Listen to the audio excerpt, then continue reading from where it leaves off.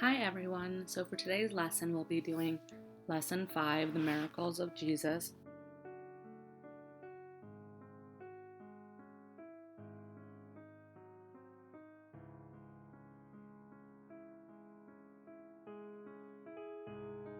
Again, like always, we've divided the sections into the different paragraphs in your chapter, in your textbook. So we'll start with the introduction.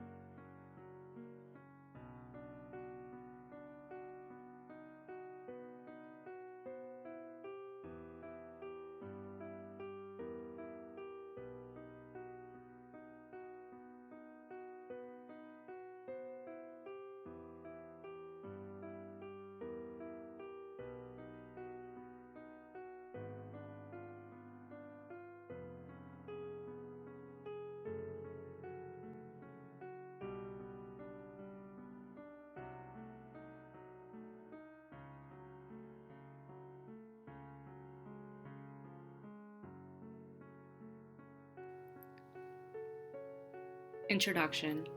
During his public life, Jesus went all around Judea and proclaimed the kingdom of God. Jesus performed miracles to help with the establishment of the kingdom of God. So what that means is Jesus would show miracles. We always say the word miracles, but what does that actually mean? So he would show different signs that depict, like it would be extraordinary events that depict the work of God or his revelation. And that would help people understand that the establishment of the kingdom of God, that it's actually a thing. So Jesus worked miracles by curing the sick, raising the dead, subduing the powers of nature, and driving out unclean spirits. The power and the work of God over the creatures and all of creation is noted in these miracles. It's really important to know that Jesus did not do miracles for his own glory. It's not like he wanted everyone that saw it to think that he was this amazing, incredible person, and it wasn't for his own glory or fame, but for the glory of the name of God or for divine witness, meaning he wanted to accomplish the needs of God the Father.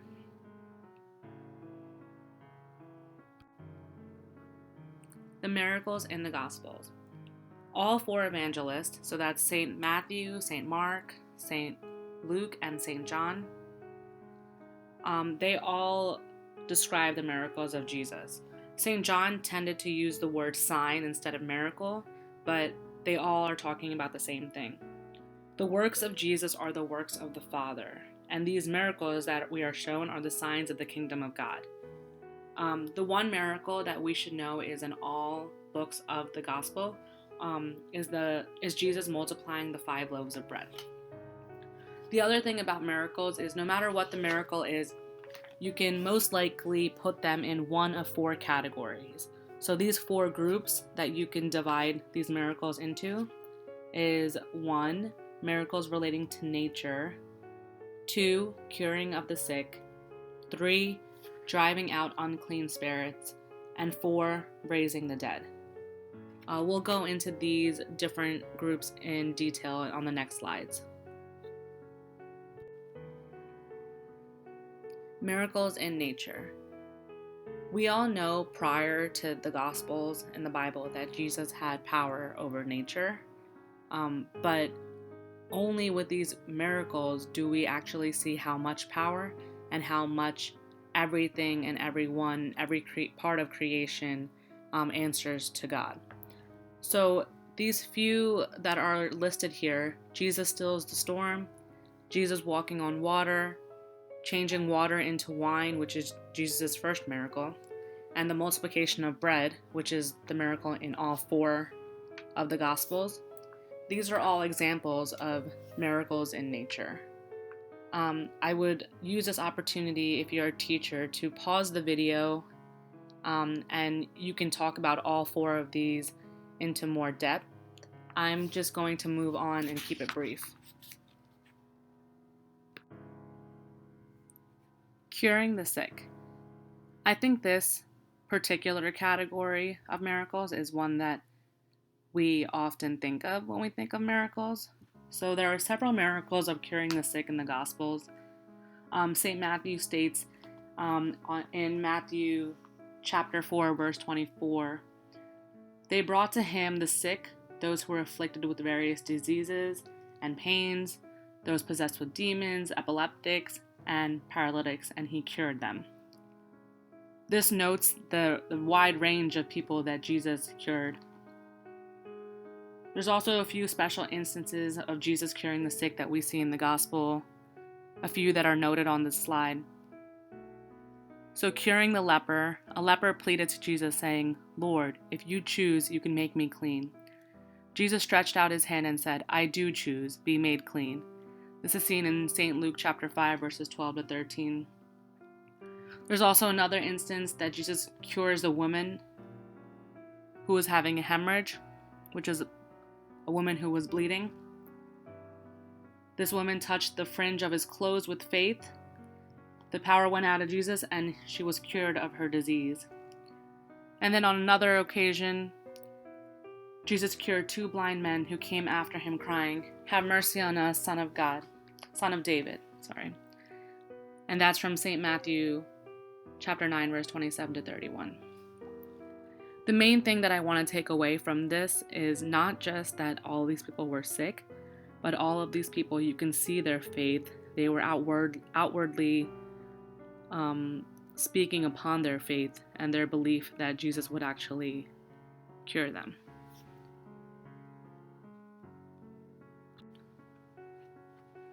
Casting out Satan. So this is the third category that we can group these miracles in. This particular category is really important because it reveals through miracles that the power was given to him over Satan too. So not only did Jesus have the power over mankind, and all of creation, but also Satan. These 2 examples that are noted on this slide are 2 instances where Jesus casted out evil spirits who were possessed by evil spirits or devils.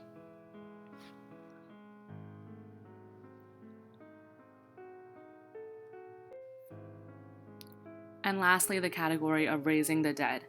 Jesus raising the dead shows that he is the author of life, and that God alone has the authority to give life.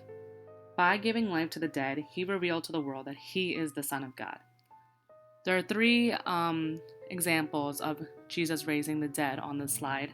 The first one is Jesus resurrecting Lazarus, who was the brother of Mary and Martha of Bethany.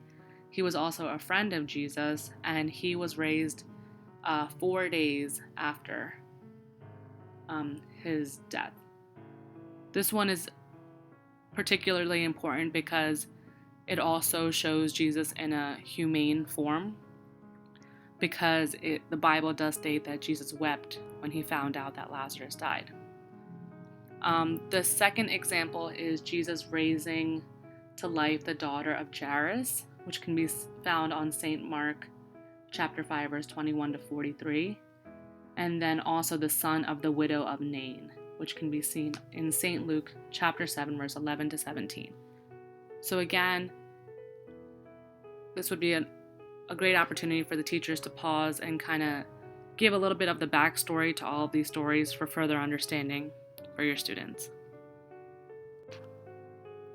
This particular slide actually goes through the miracle of Jesus resurrecting Lazarus, which can be found on St. John chapter 11, verse 38 to 44. So this would be a great time to just pause the video and read this through with your class so everyone has a better understanding of what actually happened. After you read it, I do have some teaching points. There are 4 points I want to touch on. 1, this is a very good example of when we see Jesus in very human form. I feel like we can all name many examples where we see Jesus in the divine form, but Jesus takes a very human form here, where not only was he upset that Martha and Mary were suffering, but Lazarus was also his own friend. And so him crying is something that we would also go through in life and something that we can relate to. So it's really important here to notice that Jesus also experienced very human emotions, even though he had the divine side to him. The second thing I want to emphasize is the importance of Mary and Martha's faith. Not only did they both say to Jesus that their brother would still be alive if Jesus was there, but they truly meant it and believed it. Not only did they believe that Jesus could have prevented their brother from dying, but they also believed that Jesus could conquer death. And that's the type of faith that we need to have in Jesus, regardless of our faith. The third thing I want to emphasize is that this story is a good example of Jesus' physical power over death, as well as his spiritual power over death or your fate in terms of Satan. So physically, if you die, not only can Jesus bring you back, but if spiritually you drift away or you, like the lost sheep, kind of go away from the right path, Jesus can always pull you back spiritually to the right way. And then the last part I want to emphasize is that this is a great example where this resurrection of Lazarus foreshadows Christ's own resurrection. So Lazarus was buried for 4 days prior to being resurrected by Jesus. So this is just a taste of the power that Jesus has. Again, like I mentioned earlier, the aim of all the miracles was not to show the glory of Jesus, but to show the glory of God. It was never for his own benefit. So everything that he did now, this entire story just, it shouts the power of the Lord. And like I said, it's really important to remember the aim of all the miracles, which is to show the power of God and the revelation of the kingdom to come. Jesus and the miracles. The miracles of Jesus was a symbol of Jesus' divinity. So the reason why this is an important point of this chapter is that up until the miracles, people knew that Jesus was a good man, but it was in his human form that people still viewed him, right? But when these miracles started, you could see the divine side of Jesus. Because when Jesus was incarnated into the Son of God and became man, there was two forms. He was both the human form and the divine form. And these miracles showed the symbol of his divinity. The key reason for the miracles was to establish the kingdom of God and for the good of man. It was never intended for Jesus' own prestige or benefit. This is probably the main takeaway of this entire lesson, is that the whole entire point of these miracles was to give people the God experience, which is noted on the first page of your textbook of this lesson. So giving people the God experience and showing the power and work of the Creator over creatures. It also showed that not only is God more powerful, but his revelation. Miracles also took people who already had strong faith and strengthened it and almost confirmed their faith. The aim of the miracles was to lead the people to faith. Jesus tested the faith of the people whenever he worked miracles, and he worked miracles where he felt the people had deep faith in God. Like I mentioned previously on a different slide, that's like the running theme of these miracles. You can see that the people it happens to really do have complete faith that Jesus and God are capable of helping them in their situation.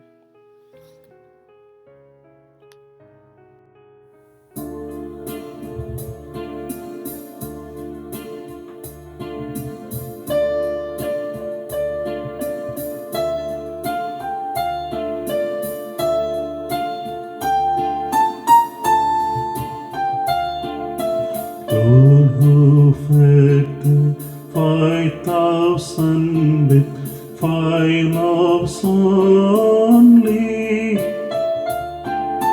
satisfy my hunger from your holy table. You save from Satan the child of the Canaanite one. Kindly likewise set me also free from Satan. Lord, you cured the suffering woman from her hemorrhage. Stop the hemorrhage of sin from me, be my refuge. Lord, you give back life to Jairus' little daughter. Revive me too by your Spirit, for I am dead. Lazarus was dead, and his body was petrified. But you raised him to life likewise, revive me too. Life witness. Jesus gave many blessings through miracles to all those who approached him with faith. If we too confess Jesus with faith, he will shower many blessings in our life too, through working miracles. The verse to memorize for this chapter is, "Ask and it will be given to you, search and you will find, knock and the door will be opened for you." This is from St. Luke chapter 11, verse 9. The end of chapter questions. 1. Into how many groups can we divide the miracles of Jesus? Which are they? There are 4 different groups that we spoke about. 2. Describe 2 miracles by which Jesus cured sicknesses.